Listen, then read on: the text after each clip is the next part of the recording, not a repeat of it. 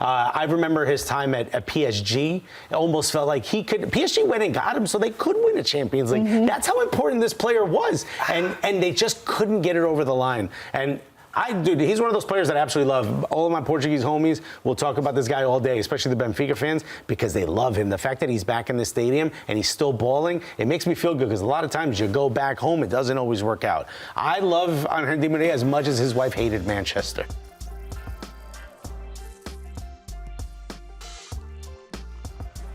They call him the spaghetti because he's so thin and small and skinny. Ángel Di María. He has 41 career Champions League assists. He got to that number last time out in Champions League, surpassing Messi and just one shy of tying the record owned by Cristiano Ronaldo. Those are iconic numbers for an iconic player, Susan. What has made him so impactful when he's on the pitch?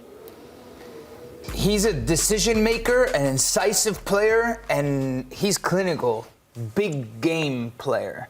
He's balled in Champions League finals, in Copa America finals, in World Cup finals, in finalísimas. He even has an Olympic gold medal to add to his trophy case. Especially a player that in his home country, he was so questioned for so long. He finally got that redemption. He was part of an older generation, one of very few players that was able to stay with Argentina, with Messi, in this refreshing new generation that ended up winning everything with Argentina. But from a club perspective, he's always got it done. Yeah. He made a big move to Benfica when he was young from Rosario Central, and then very all of a sudden went to Real Madrid and delivered under Jose Mourinho. Won a Champions League.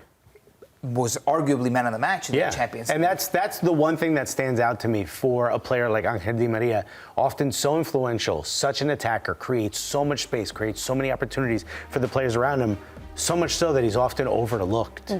You know, he's not always the guy who scores the goal, and he's not often the guy who steals the spotlight, but real ballers, you know what I mean? Like people who watch the game will look at Ángel Di María, and if you look back at a lot of those highlights, that wouldn't have happened if Ángel Di María didn't do the thing he did just before the goal. I don't think he's overlooked, but it's common. You know what you're going to get from him because he's been at the top of his game, what, 15 years? Over 15 years?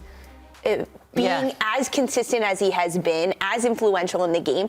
That's why we don't talk about him as much, because you know what you're getting, right? He is at the top of his game every single time he steps on the pitch. His consistency and his execution of the game is flawless. He does the simple little things so right. It's beautiful. A hat trick and a bicycle kick 2 weeks ago. He's just 36 years old. Yeah. He's back at Benfica. I know it's not his boyhood club, right?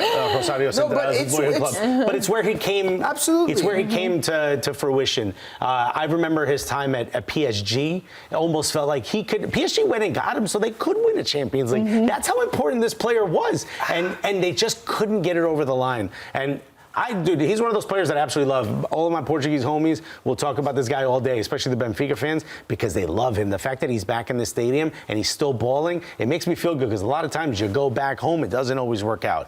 I love Ángel Di María as much as his wife hated Manchester. Yeah. and listen, I don't know if you guys remember that. I don't, but his wife had a scathing review of England and Manchester, so much so that he ended up having to leave. You don't want an unhappy wag, you know? United is the only She said everyone's pasty. She went in. United is the only place that Ángel Di María didn't have a successful time, and it was very difficult because they got robbed. And in their home, they didn't have harmony. And Di María is a very familial person. He needs his family to be happy, and he wasn't happy with the coaching situation because Louis van Gaal was the one that wanted him and then didn't use him. So that's like a little blimp in the extraordinary career that he had, so much so that I'm willing to put him on a Mount Rushmore of Argentine soccer players alongside Messi, Maradona, and Kempes. That's my Mount Rushmore, like thinking of it off the top of my head, for Argentine players of all time. And you know what? Fair and deserved.